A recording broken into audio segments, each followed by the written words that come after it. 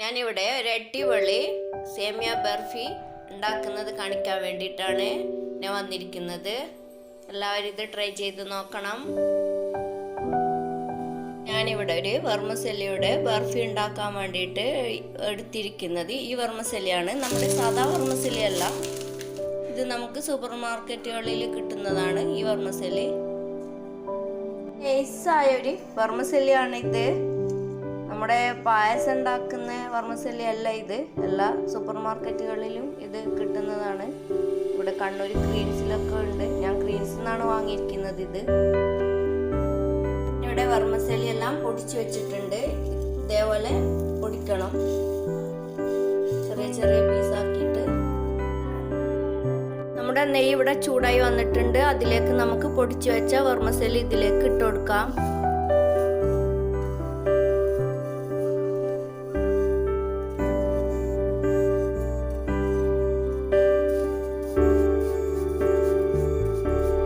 ഇളക്കി കൊടുക്കണം. ഇത് നെയ്യൊക്കെ ഇതിനെല്ലാം പിടിക്കണം.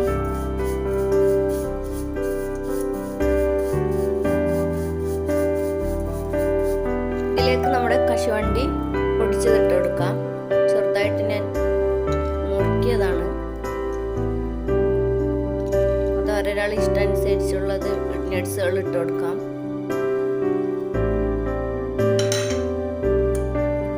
ഇതെല്ലാം കൂടി ഒന്ന് മിക്സ് ചെയ്ത് കൊടുക്കണം.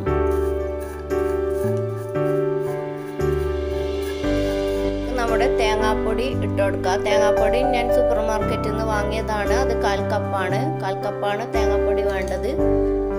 അതും ഇതിലേക്കിട്ട് എല്ലാം കൂടി ഒന്ന് മിക്സ് ചെയ്ത് കൊടുക്കണം.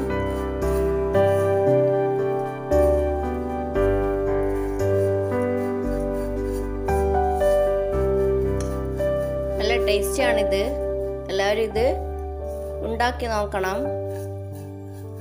ഞാൻ 2 സ്പൂണ് പഞ്ചസാര ഇട്ട് കൊടുക്കുന്നത്. പഞ്ചസാര ഓപ്ഷനാണ്. അത് ഒരാൾ ഇഷ്ടമനുസരിച്ച് ഇട്ട് കൊടുത്താൽ മതി. ഞാനൊന്ന് എൻ്റെ രീതിയിൽ വെച്ച് ഞാൻ ഇടുന്നതാണിത്. എന്നിട്ടെല്ലാം കൂടി ഒന്ന് മിക്സ് ചെയ്ത് കൊടുക്കുക. തിന്നുമ്പോൾ തന്നെ നല്ലൊരു ടേസ്റ്റാണ് ഇതിന്. നമ്മുടെ കടകളിലൊന്നും ഇത് വാങ്ങാൻ കിട്ടില്ല.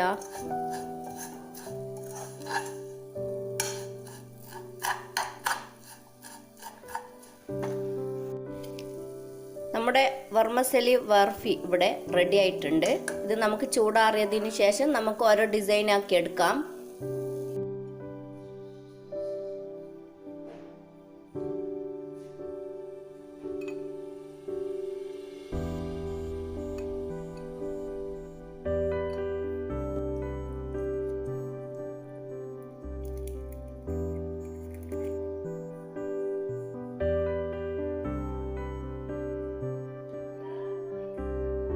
നമ്മുടെ വെർമിസെല്ലിയുടെ സ്വീറ്റ്സ് ഇവിടെ റെഡി ആയിട്ടുണ്ട്. എല്ലാവരും ഇത് ട്രൈ ചെയ്ത് നോക്കണം. അടിപൊളി ടേസ്റ്റാണിത്. ഉണ്ടല്ലേ? നമ്മുടെ ഒരു മരുന്നിൻ്റെ കുപ്പീനെ മൂടി എടുത്താൽ മതി. അതിലാണ് ഞാൻ ചെയ്തേക്കുന്നത്.